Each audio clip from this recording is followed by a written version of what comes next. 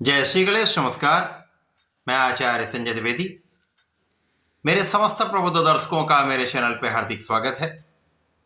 प्रिय दर्शकों, आज मैं दैत्य गुरु शुक्राचार्य के राशि परिवर्तन प्रभाव को लेकर आपके सम्मुख उपस्थित हूं। दैत्य गुरु 13 जनवरी को अपनी राशि का परिवर्तन करेंगे तथा वर्तमान धनु राशि को छोड़कर अपने परम मित्र शनिदेव की मकर राशि में प्रवेश करेंगे। अब ज्योतिष के नियमानुसार जब भी कोई ग्रह स्वराशि का, मित्र राशि का या अपनी उच्च राशि में होता है तो उसका बल, उसका प्रभाव, उसकी क्षमता में, उसके सामर्थ्य में कई गुना वृद्धि हो जाती है तथा वो ग्रह अत्यंत सकारात्मक परिणाम प्रदान करता है।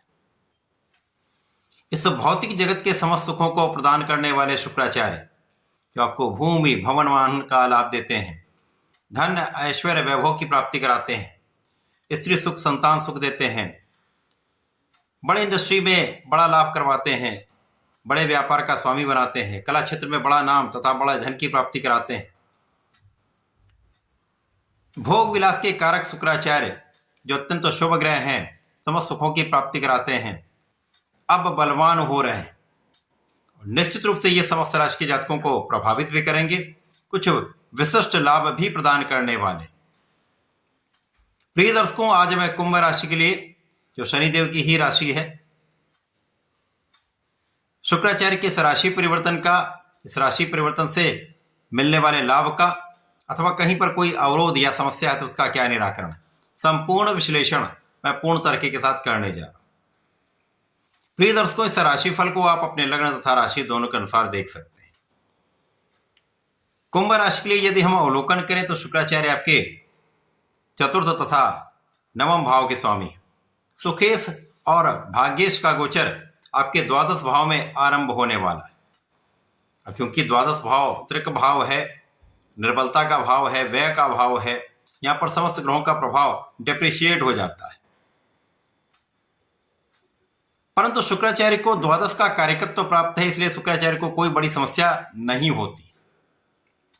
अब द्वादश के कार्यकत्व में होकर द्वादश के भाव में मित्र की राशि में ये बलवान होंगे तथा इनको अन्य ग्रहों का भी सहयोग प्राप्त हो जाएगा, जिसके कारण अत्यंत महत्वपूर्ण स्थिति बन रही जो कुंभ राशि के जातकों को कुछ विशिष्ट लाभ प्रदान करने वाली। लग्नेश यहां पर अच्छी स्थिति में है, धन भाव में गोचर कर रहे हैं। शुक्राचार्य द्वादश भाव में होकर मित्र की राशि में है। यद्यपि यहां पर भाग्य का उतना साथ नहीं मिलेगा जितना आपको मिलना चाहिए या मिल सकता है, परंतु यहां पर ग्रहों की ऐसी स्थितियां बन रही जिसके कारण आपके धन, ऐश्वर्य, वैभव में निश्चित रूप से वृद्धि होगी। आपके सुख संसाधन अवश्य बढ़ेंगे और इन सुख साधनों का आप उपभोग भी पूर्ण रूप से कर पाएंगे। इस समय में कुछ यात्राएं आपकी हो सकती हैं, व्यावसायिक यात्राएं आपके लिए अच्छी रहने वाली, उनसे लाभ भी होगा।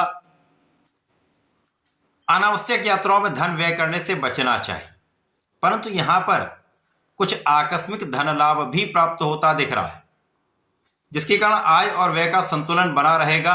कुछ ऐसी यात्राएं हैं जो आपके आध्यात्मिकता में वृद्धि करेंगी, धार्मिक यात्राएं हैं, तो ये आपके लिए अच्छी रहने वाली है। कहीं पर कोई बड़ी समस्या की बात नहीं। यहां पर आपका मनोबल अच्छा रहने वाला है।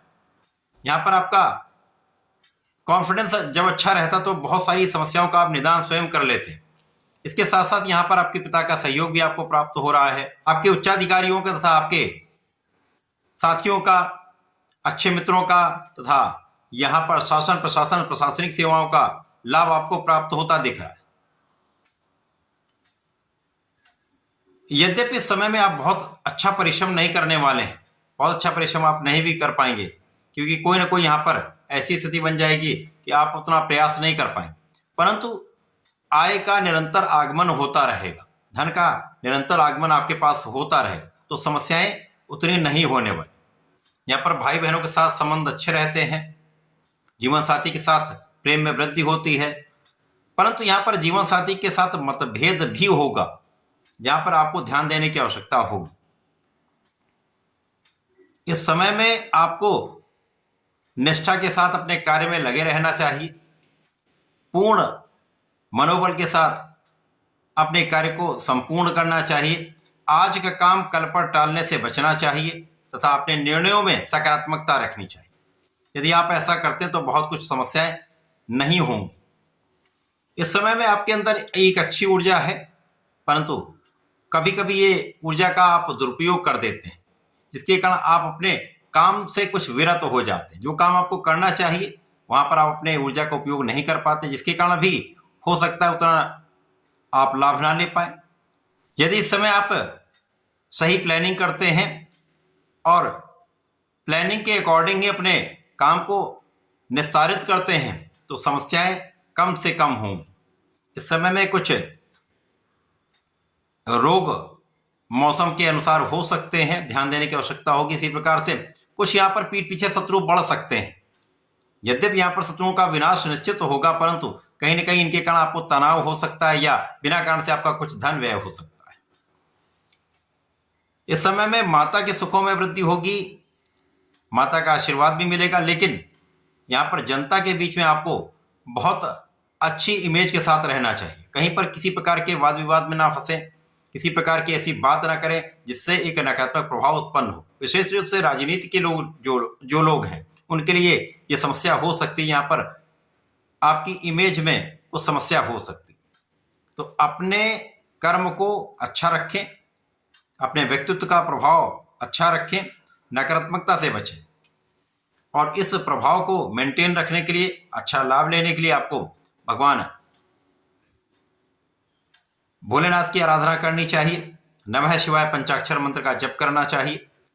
भगवान भोलेनाथ पर यदि प्रत्येक शनिवार को जल अर्पित करते हैं, काले तिल का अर्पण करते हैं तथा चंदन की सुगंधि का अर्पण करते हैं तो विशेष लाभ आपको प्राप्त होंगे।